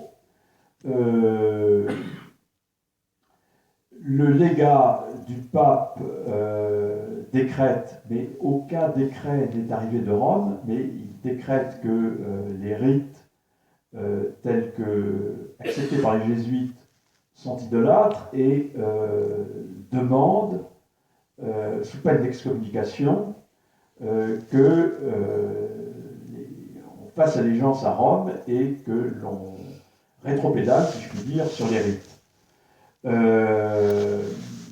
Il se fait expulser de Chine, évidemment, arrive à Macao, où le roi de Portugal défend, lui, les jésuites, hein, et il est mis en fait en résidence surveillée à Macao par les Portugais, et va mourir assez rapidement de dysenterie dans des circonstances un peu troubles. Monseigneur Maigret, lui, est expédié à Rome. La plupart des ordres, à l'exception bien sûr des jésuites et des franciscains, et d'une partie des franciscains, va refuser d'obéir à Monseigneur de Conon. Et tous les autres vont être expulsés de Chine, l'empereur demandant à chaque missionnaire de venir à Pékin et de signer un piao, enfin ce qu'on appelle en chinois un piao, qui est une patente, une reconnaissance auprès de l'empereur. Jean-François Fouquet, qui est sur le terrain, va aller en Chine, va aller à Pékin. Ses supérieurs ont dit qu'il fallait signer, donc il a signé. Et en plus, il dépend de l'évêque d'Absalon, qui est un Augustin, et qui lui aussi a signé. Donc Jean-François Fouquet se pose quand même des questions, mais il signe. Bon, voilà pour la querelle des rites. À Pékin, il retrouve évidemment Bouvet, mais il repart chez lui. Et Bouvet s'est aperçu que Fouquet était devenu, au bout de 10 ans, un excellent sinologue. Bouvet travaille sur le I Ching, qui sont les premières chroniques chinoises. Oui, ce que j'ai oublié de vous dire, c'est que la Chine, la plus belle civilisation au monde, et prétend remonter à un premier empereur qui s'appellerait Fuxi, en 2900 avant Jésus-Christ. Et depuis, une civilisation continue. Et donc, Bouvet travaille sur ces textes, et je vous expliquerai pourquoi. Fouquet donc, arrive à Pékin. Le nouveau patron, Gerbillon, le patron de la mission française qui avait succédé à Fontanet, vient de mourir, et le nouveau patron, c'est D'Entrecolle. D'Entrecolle faisait partie du groupe de 5 qui était avec Fouquet. Quand on voyage pendant 1 an et demi dans des circonstances très sportives, et qu'on n'a pas forcément choisi de le faire au départ, soit on devient ami à la vie et à la mort, soit on ne se supporte plus. Dans le cas d'Entrecolle, je crois que la première hypothèse était mauvaise, n'était pas la bonne. Bon, donc D'Entrecolle est furieux que Bouvet ait appelé Fouquet à Pékin. Il y a un supérieur de la mission de Pékin qui s'appelle Contencin, et il dit à Bouvet et Fouquet: je vous interdis de parler religion avec l'empereur, je vous interdis de parler de littérature ancienne avec l'empereur, et d'une façon générale, tout ce que vous racontez à l'empereur, vous le soumettez d'abord à Contencin. Mais très vite, il va se passer un événement nouveau. L'empereur est en vacances dans sa résidence d'été. Il observe le solstice d'été. Le tribunal des mathématiques, présidé par un jésuite allemand qui s'appelle Stumpf, lui a dit que le solstice d'été allait être à 12h50, et il observe que le solstice d'été est un peu avant midi. Alors, même les fils du ciel, ça la fout mal. Alors il convoque les jésuites à Pékin et leur dit: eh ben, débrouillez-vous pour remettre ça d'aplomb. Jean-François Fouquet écrit à sa mère: je ne vous redis pas les circonstances du grand changement qui se fit l'année dernière, ayant été amené dans cette cour par ordre de l'empereur pour aider un de nos anciens missionnaires dans l'explication des livres chinois. J'étais assisté à cette fonction quand ce prince insatiable de connaissances me prescrivit de lui faire un traité d'astronomie dans lequel j'expliquasse les fondements de cette science. J'expliquasse, hein, c'est le subjonctif, nous avons un spécialiste du subjonctif en partage, on n'y est pas tout à fait. Enfin, voilà. Je me mis à ce travail au commencement de cette année, et parce que Sa Majesté voulait m'avoir à portée, il m'ordonna que je le suive en Tartarie, où il va tous les ans passer 5 mois. Nous y arrivâmes vers la fin de mai, nous en sommes revenus à la fin d'octobre.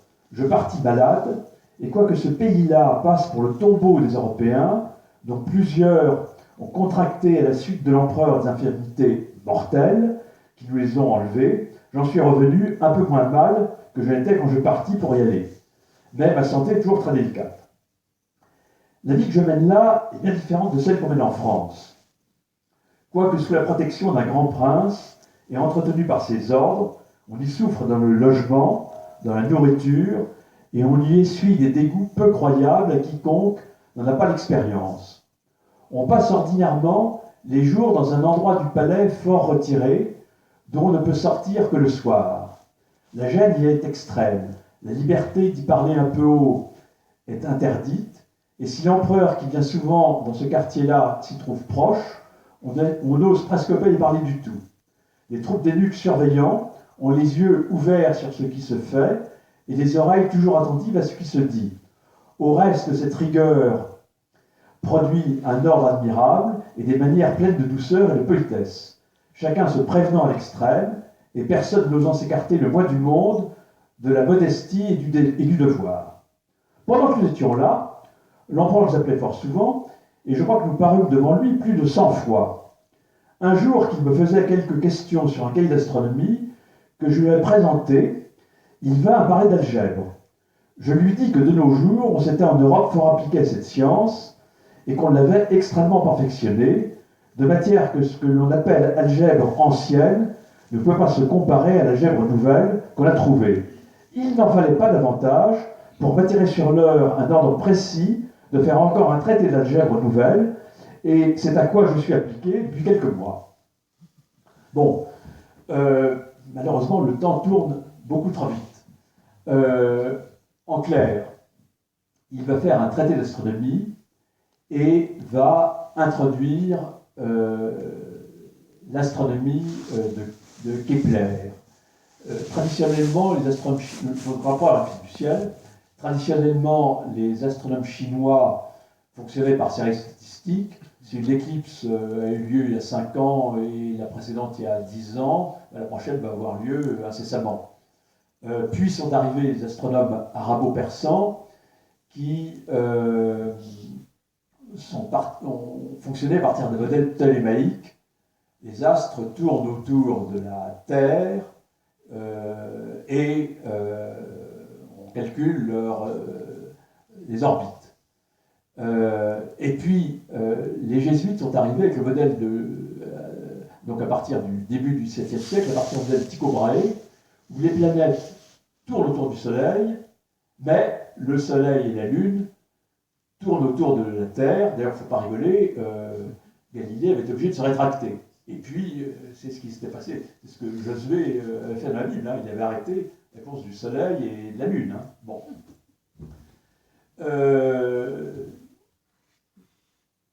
Si on veut, et Kangxi ne se contente pas de table astronomique, hein, édité en Europe, parce que c'est ça que je suis de dire de table astronomique. Et Kangxi, il veut comprendre. Et donc, Fouquet a introduit Kepler, c'est-à-dire ce qui fonctionne encore aujourd'hui. Les planètes, alors actuellement, à l'époque, on n'en connaît que 5, tournent autour du Soleil selon des orbites elliptiques, et la Terre tourne, et puis une planète aussi, ça fait la 6e, mais elle tourne autour du Soleil sur une orbite elliptique. Bon, la Lune, d'accord, tourne autour de la Terre. Alors, ce faisant, d'abord, il ridiculise un peu Stouff, qui est resté sur Tycho Brahe.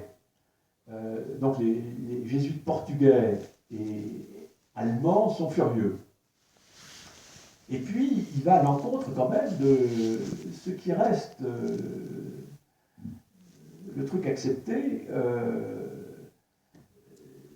qui est la condamnation, enfin, pas l'héliocentrisme qui est condamné, mais vraiment la Terre qui est le centre du monde. Et alors il y a un débat au sein des jésuites chinois. Au début, les Français essaient d'appuyer un peu Fouquet, et puis en 1716, tous les jésuites vont voir l'empereur, parce que l'empereur s'étonne un peu de ces débats entre les jésuites. Ils vont voir l'empereur en disant non, c'est Stumpf qui a raison, et Fouquet raconte des blagues. Alors ils signent tous, sauf évidemment Fouquet qui refuse de signer. L'empereur n'est pas idiot et il continue à faire travailler Fouquet. Alors il y a aussi l'algèbre dont je vous ai parlé. Là c'est un peu plus compliqué. Fouquet veut lui apprendre les équations linéaires à plusieurs inconnues et puis les équations du second degré, troisième degré. L'empereur, dans sa résidence d'été, Fouquet est à Pékin, il envoie tous les 3 jours des mémoires d'algèbre, et pas de peau, le jésuite qui est à Géole, à la résidence de l'empereur, et qui devrait expliquer en droit ce qui se passe, est tombé malade, et l'empereur dit qu'il ne comprend rien. Donc ça tombe un peu à l'eau. L'empereur a compris également que les logarithmes, c'était des trucs intéressants pour faire des calculs. Alors, il y a les tables logarithmiques népériens, mais à nouveau, il veut comprendre, non pas, ce qui n'intéressait pas d'avoir la table, mais comprendre comment on fait. Et donc, Fouquet rédige un traité sur les logarithmes pour expliquer comment est-ce que l'on construit les logarithmes. Stouff le subtilise et le présente lui-même à l'empereur. Bon, l'empereur n'est pas fou, il sait quand même que Fouquet qui l'a fait. Bon. En fait, ce qui intéresse Fouquet dans le plus Fouquet, bon, Fouquet travaille pour l'empereur, c'est ça, mais il est devenu passionné de ce qu'on va appeler le figurisme. Alors, de quoi il s'agit? Eh bien, la Bible, il existait plusieurs versions de la Bible, hein, une version hébraïque, une version grecque, etc. Et le Concile de Trente avait mis un peu d'ordre là-dedans, en disant la bonne version de la Bible, c'est la Vulgate, c'est-à-dire la Bible hébraïque, traduite par Saint Jérôme. Bon. Par opposition, par exemple, à la Septante, qui était la Bible héritée du grec. Alors, dans la Vulgate, si on prend la Vulgate, alors, ce que je vais vous dire sur le figurisme va vous paraître complètement ridicule, farfelu, etc. Mais c'est parfaitement logique dans l'esprit de l'époque. Il faut comprendre qu'à l'époque,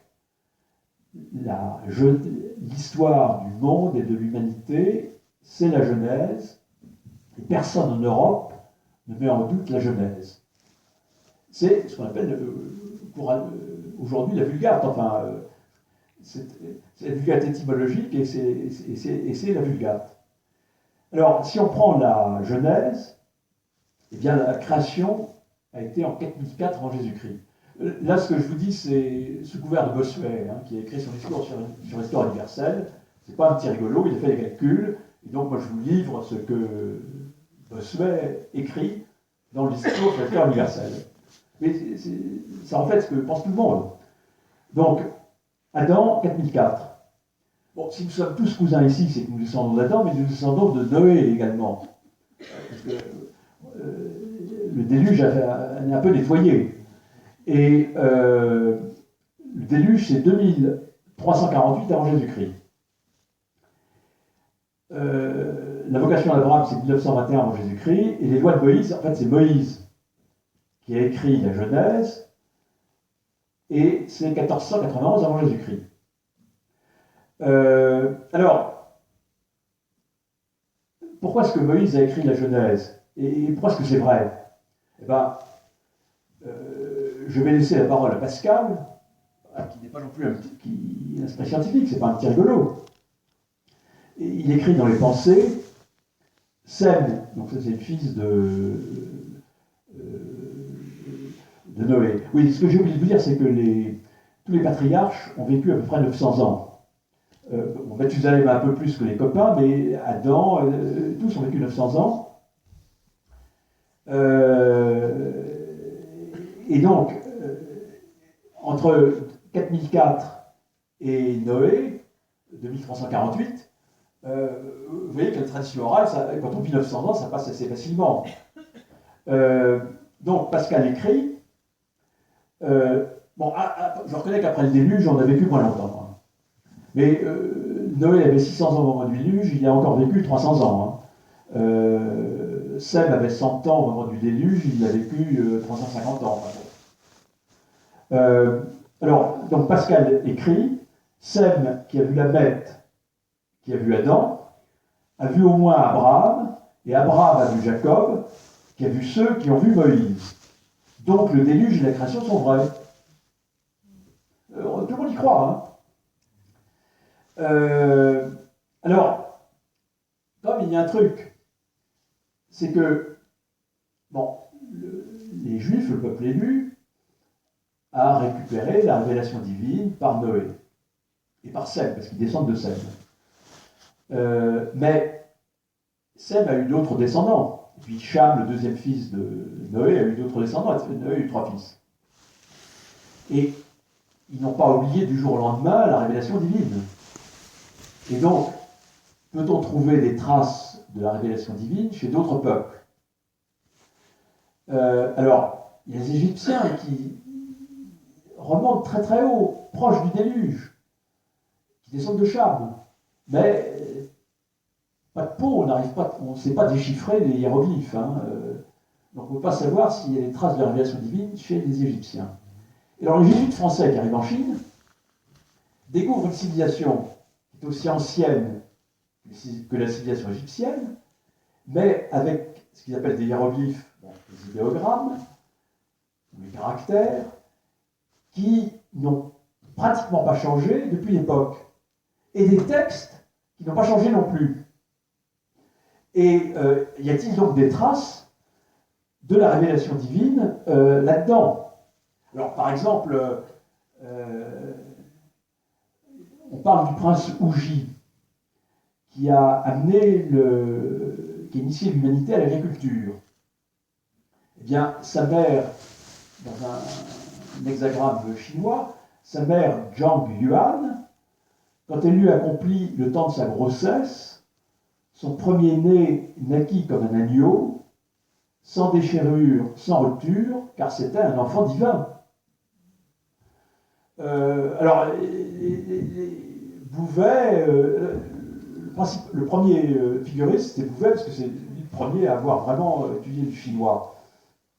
Bouvet reconnaît dans les premiers textes chinois un reflet de l'annonce des trois âges, l'âge d'or, l'âge de fer qui est un âge de décomposition, puis l'âge d'or à nouveau qui est l'arrivée d'un messie. On pense que les idéogrammes ont une signification symbolique. Par exemple, vous savez que convoiter en chinois, ça se dit l'âne, vous savez ça. Hein. Mais l'idéogramme de l'âne est composé de deux idéogrammes de mou. Mou, c'est l'arbre. Donc vous avez deux arbres. Et puis au milieu, vous avez l'idéogramme de niu, qui est la femme. Donc vous avez les deux arbres, un arbre, la femme, un arbre.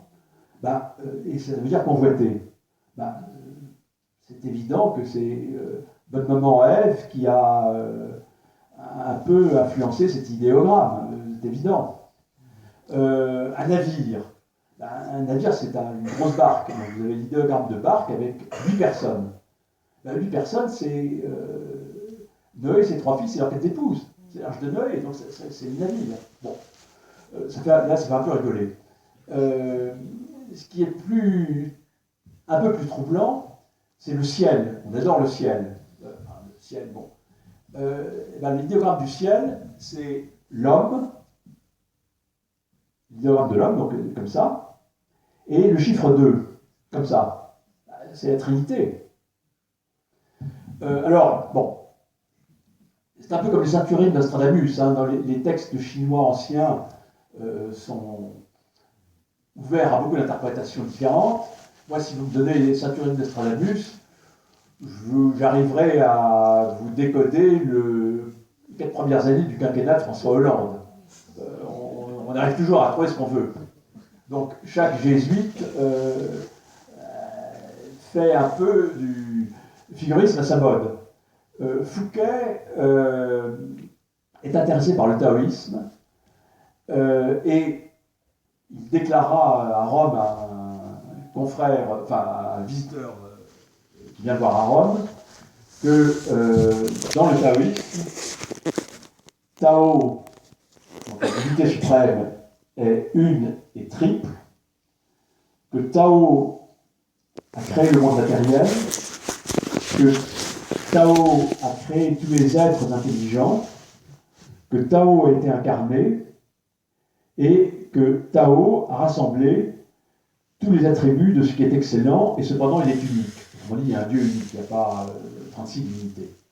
Bon, c'est ce que Fouquet découvre dans le taoïsme philosophique, qui est évidemment différent du taoïsme populaire, qui lui est un ramassis de superstition. Mais quand il remonte dans les textes primitifs, voilà ce qu'il pense trouver. Alors, bon, ça c'est le figurisme.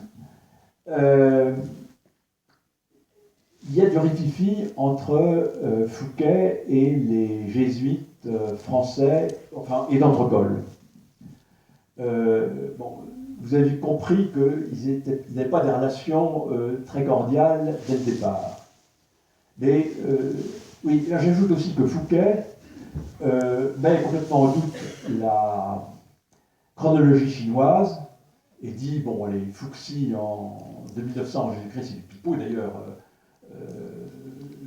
le déluge est bien après, et quand Fouquet reconstitue la chronologie chinoise, il dit, il ne faut pas rigoler, le premier empereur du Qin unifié s'appelle Shi Huangdi, c'est d'ailleurs le type qui s'est fait enterrer avec son armée, que je connais maintenant, donc c'est au IIIe siècle avant Jésus-Christ, et j'arrive à remonter à un roi des royaumes combattants qui s'appelle Wei Li Wang au 5e siècle. Au-delà, j'arrive pas. Alors, bien entendu, La civilisation chinoise est extrêmement ancienne. Bien entendu, elle est proche du déluge, mais j'arrive pas à monter plus loin. Alors, tout ça ne fait pas l'affaire de d'Entrecol, parce que d'Entrecol essaie de conserver des relations avec l'empereur. Dénoncer la chronologie chinoise officielle, c'est pas bien. Le figurisme d'Entrecol, le figurisme a été, déjà quand Louis de Comte est arrivé en France, il avait développé des petites thèses figuristes qui ont été condamnées par la Sorbonne. Donc le figurisme d'Entrecol n'a pas, c'est un sujet polémique, il n'a pas envie qu'on l'aborde, et il se méfie de Fouquet, qui est un peu un électron libre, qui perçoit un peu, à juste titre d'ailleurs, comme un électron libre. Contre Bouvet, qui est le copain de Fouquet, il ne peut rien faire, parce que d'abord, Bouvet est quand même extrêmement proche de l'empereur, Bouvet est proche du roi de France, Bouvet correspond régulièrement avec Leibniz, toujours sur le figurisme, donc Bouvet est un peu intouchable. Et il déclenche ses hostilités contre Fouquet. Alors il l'accuse de faillir aux vœux de pauvreté. Fouquet fait appel au visiteur, donc le patron des jésuites en Chine. Le visiteur, c'est Gozzeni, pas de peau, c'est celui avec lequel il s'est engueulé quand il est arrivé pour ses vœux. Gozzeni se pointe dans l'espace, prétend que Fouquet vit de façon sanctuaire dans sa cellule. Gozzeni se pointe dans la cellule de Fouquet et fait un rapport absolument sans appel. Il dit, mais cette cellule reflète la profonde humilité et pauvreté de son occupant. C'est un exemple pour les autres. Et il a des tas d'ouvrages, il cherche à s'instruire et c'est quelqu'un d'exemplaire. En fait, Gozzeni est un homme de caractère, Fouquet est un homme de caractère, ils ont appris à se respecter. Gozzeni s'intéresse un peu au figurisme aussi, donc accessoirement, ils vont peut-être parler d'un peu figurisme, et Gozzeni n'est peut-être pas mécontent de rabattre le coquet de d'Entrecol. Bon. Mais tout ça, les relations entre Fouquet et d'Entrecol et les jésuites français ne s'améliorent pas, les nouveaux jésuites français. En 1716 apparaît une bulle, arrive en Chine la bulle Exilia Die, qui condamne formellement les rites sinisés. Quand Monseigneur de Tournon est arrivé, il n'y avait pas de bulle officielle. Donc on pouvait dire c'est lui qui raconte ça. Là, la bulle arrive en 1716. Il y a un brûlot des jésuites contre les théories de Fouquet, signé par 4 jésuites, dont un jésuite qui s'appelle de Tartre. Et Fouquet comprend que il écrit au supérieur à Rome de revenir à Rome, enfin, d'attraper en Europe. Bon, vous savez que ça prend 2 ans, puis il ne se passe rien. En 18, d'Entrecol trouve que Contensin est quand même un peu cool à l'égard de Fouquet et nomme de Tartre, le gars qui a fait le brûlot contre Fouquet, supérieur à la mission de Pékin. Et le premier geste de Tartre, c'est de supprimer le secrétaire de Fouquet au nom du vœu de pauvreté, alors que Fouquet qui travaillait pour l'emploi, tous les jésuites qui travaillaient pour l'emploi avaient un secrétaire chinois qui les aidait, évidemment. Fouquet demande aux visiteurs de ne plus dépendre de la mission de Pékin. Pas de peau, le visiteur c'est Stouff, et Stouff n'a pas la hauteur d'esprit de Gozzeni. Tout ça remonte à Rome, et le général demande à Fouquet de revenir immédiatement en France. La lettre arrive à Pékin le 28 octobre 1720. Le 5 novembre, Fouquet se taille. Enfin, Fouquet part rejoindre Canton avec un convoi de mules et 12 caisses, une caisse d'effets personnels et 11 caisses de sa bibliothèque. Il reste 3 caisses à Pékin qu'il ne reverra jamais. Il s'est précipité de partir, d'Entrecol n'a pas eu le temps de réagir et d'empêcher les caisses de rester à Pékin. Fouquet arrive à Canton. À Canton, le supérieur jésuite qui s'appelle Goville était prévenu par notre col et veut coincer Fouquet et coincer surtout les caisses. Mais le pape avait envoyé un nouveau légat qui s'appelait Mezzabarba, qui s'est fait recevoir comme un chien dans un jeu de quilles par les jésuites de Pékin, revient à Canton, évidemment devient copain avec Fouquet, au même titre que le représentant de la propagande qui s'appelle Chéru. Et Mezzabarba dit à Goville, les caisses repartiront en France avec Fouquet. Il y a 3 bateaux de la Compagnie des Indes orientales qui sont et un nouveau représentant qui s'appelle La Bretèche, qui est à Canton. Ça tombe bien, le cardinal Dubois, le Premier ministre, a demandé à La Bretèche de lui acheter des bouquins chinois pour la bibliothèque royale. Évidemment, le pauvre La Bretèche n'y connaît rien, et Fouquet achète 2000 ouvrages pour la bibliothèque royale. Donc, il y a les 2000 ouvrages de Fouquet, achetés par La Bretèche, et 4000 ouvrages de Fouquet.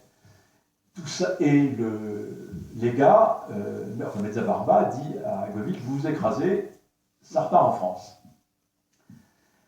Il fait autre chose.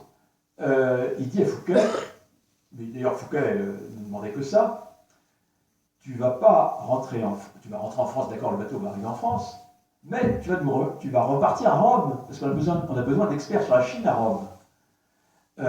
Et ça, on ne le dit pas aux jésuites de Pékin, et on ne le dit pas aux jésuites du tout. Donc, on pensait réexpédier Fouquet en France et l'enterrer professeur de mathématiques à la Flèche.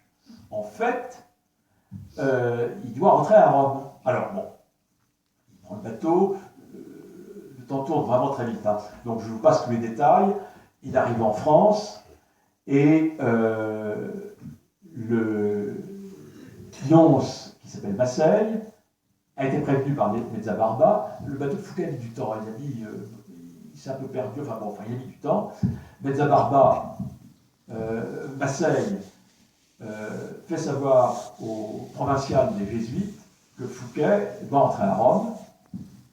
Alors, à nouveau, désolé, ça pourrait être une deuxième conférence. Mais donc Fouquet arrive en France et repart avec ses 4000 bouquins.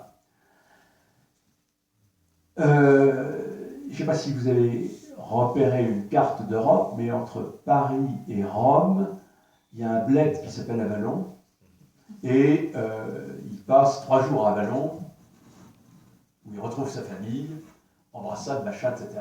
Et il arrive à Rome. À Rome, il est accueilli par le cardinal Sacripanté, qui est le patron de la propagande. Le surlendemain, il est reçu par Innocent XIII pendant près de 3 heures. Et Innocent XIII lui veut du bien, il lui dit, vous allez rester à la propagande, surtout pas aller chez les jésuites, il faut que vous soyez indépendant des jésuites, vous restez à la propagande. Il y a une congrégation particulière sur les affaires de la Chine qui se réunit. Fouquet dit ce qu'il pense. En gros, Fouquet pense que les premiers textes chinois, la philosophie chinoise jusqu'à Confucius est tout à fait correcte, et qu'après ça, elle s'est un peu perdue dans des méandres idolâtres et autres. Donc cette congrégation particulière recondamne les rites, interdit aux jésuites d'envoyer de nouveaux missionnaires en Chine. Évidemment, le général des jésuites est absolument furieux contre Fouquet. Fouquet s'est fait un copain, enfin il s'est fait beaucoup de copains, il s'est fait l'abbé de Tencin qui est le chargé d'affaires en France, qui va devenir évêque, cardinal et ministre d'État. L'ascension verticale de l'abbé de Tencin est peut-être liée aux activités horizontales de sa sœur, Madame de Tencin. Bon, disent les mauvaises langues. Mais Fouquet, il devient pote également avec le suivant qui est le cardinal de Polignac. Il devient intime avec le cardinal Guarniero. Alors Guarniero, c'est l'ancien nonce à Paris, qui est intime de Saint-Simon. C'est Saint-Simon qui a envoyé Fouquet chez voir le cardinal Garniero. Et Garniero et Saint-Simon correspondent à peu près une fois par semaine en lettres chiffrées. Et quand Fouquet arrive, c'est une correspondance à 3 chiffrée toutes les semaines. Guarniero est un prince de l'Église, extrêmement francophile. Il appartient à une très vieille famille allemande qui s'est installée en Côme. Il est resté francophile, son palais a été pillé par les impériaux, parce qu'il était pote de Mitterrand, pas de Mitterrand, de 14.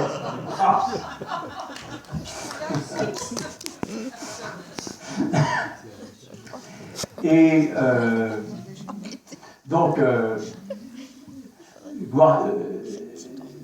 Guarniero prend également Fouquet sous son aile. Guarniero est numismate, collectionneur d'antiques, a une bibliothèque de 30 000 ouvrages. À la mort de Guarniero, Saint-Simon va avoir écrit à Fouquet: récupérez toutes mes lettres chiffrées, détruisez-les, et détruisez également celles que vous avez. Donc on connaît la correspondance de Saint-Simon, Guarniero et Fouquet uniquement par le journal de Fouquet les 3 premières années, jusqu'à ce que Saint-Simon dise à Fouquet: n'en gardez aucune trace. Et donc c'est une relation étonnante entre les 3. Innocent XIII passe par ma gauche, bon, c'est le soutien de Fouquet. Il y a 2 papes abilés, il y en a un qui est jésuite et l'autre qui est dominicain. Ça ne sent pas très bon, le jésuite, pour une raison, parce que les jésuites, comment c'était Fouquet, et le dominicain, c'est un dominicain, c'est pas un dominicain jésuite, bon, c'est pas terrible. Le dominicain, c'est Benoît XIII. Évidemment, Guarniero aidant, Fouquet devient pote avec Benoît XIII.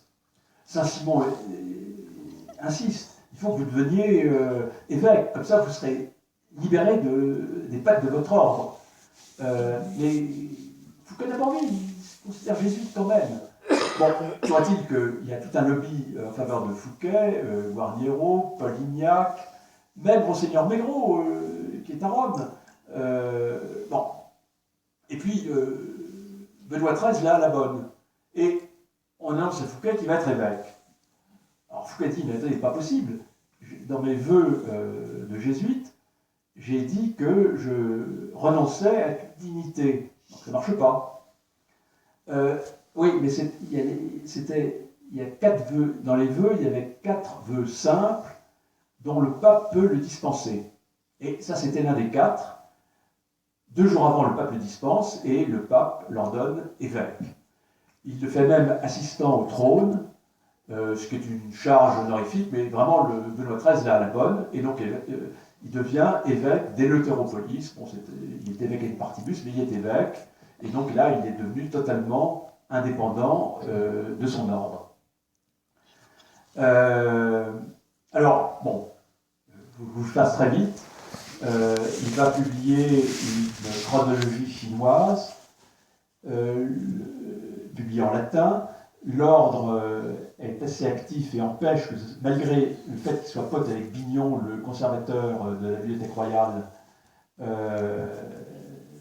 ça ne va pas être publié en français, mais ça va être publié en anglais. Les Anglais ne sont pas idiots, ils trouvent que c'est tout à fait intéressant. Il va recevoir, c'est devenu l'expert, c'est le meilleur expert européen sur la Chine. Quand il est passé à Paris, Voltaire est venu le voir et il le raconte dans son dictionnaire philosophique. Montesquieu va venir, et Montesquieu reste 6 mois à Rome, et Montesquieu, dans son spicilège, qui est son journal en quelque sorte, raconte très longuement ses entrevues avec Fouquet et le fait parler sur la Chine. Bon, à l'époque, Montesquieu n'est pas encore... Bon, il a publié évidemment les lettres persanes, il s'intéresse à la République romaine, et ce n'est que 4 ans plus tard qu'il commencera à travailler pendant 14 ans l'esprit des lois, où la Chine l'intéressera parce que c'est un contre-modèle. Et donc Montesquieu est très proche de Fouquet.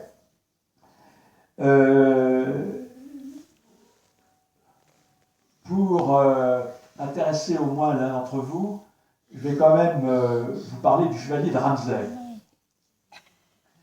Le chevalier de Ramsay, j'ai quasiment terminé. Bon, je terminerai avec le chevalier de Ramsay, parce que c'est quand même rigolo. Le chevalier de Ramsay, voilà, on y est. Donc le chevalier de Ramsay est un Écossais, né en 1686, élevé dans la religion anglicane, et qui est devenu agnostique. En 1709, il rencontre Fénelon et se convertit. Fouquet l'avait aperçu lors de son passage à Paris, et le chevalier de Ramsay, a été un moment gouverneur des enfants de Charles-Édouard Stuart, qui est le prétendant jacobite et qui est en résidence à Rome. Et il est devenu un ami très proche de Fouquet. Et alors, il écrira, il rentrera en France, il écrira les voyages de Cyrus, qui sont un peu un écho aux aventures de Télémaque, mais le jeune Cyrus, Ramsay est très très intéressé par le futurisme. Et donc les aventures de Cyrus, c'est un peu le jeune Cyrus qui découvre le sens caché des choses. Ramsay va être l'un des fondateurs de la franc-maçonnerie en France. La franc-maçonnerie est arrivée de Grande-Bretagne, le rite écossais en particulier, et ce sont un peu les Écossais jacobites exilés qui ont amené la franc-maçonnerie en France. Et si vous allez à la BNF aujourd'hui, vous verrez l'exposition sur la franc-maçonnerie, et on vous expliquera que le discours fondateur des principes de la franc-maçonnerie en France a été prononcé le 26 octobre 1736 à la loge de Saint-Jean par Ramsay. Et Ramsay dit en particulier: ce n'est qu'aux adeptes qu'on dévoile le sens sublime et symbolique de nos mystères. C'est que les orientaux, comprenez les Égyptiens, les Chinois, l'Orient c'est la Chine, hein, c'est que les orientaux, les Égyptiens, les Grecs et les sages de toutes les nations cachaient leurs dogmes sous des figures, des symboles et des hiéroglyphes. Les initiés y trouvent un mets exquis qui nourrit, qui élève et qui rappelle à l'esprit les vérités les plus sublimes. Bon, pour conclure, vous avez compris que le Fouquet vézélien était à l'origine de la franc-maçonnerie mondiale. Bon, désolé, j'aurais beaucoup de choses à vous dire sur Fouquet, encore, mais voilà, il faut vraiment aller en face au vin d'honneur offert par la municipalité.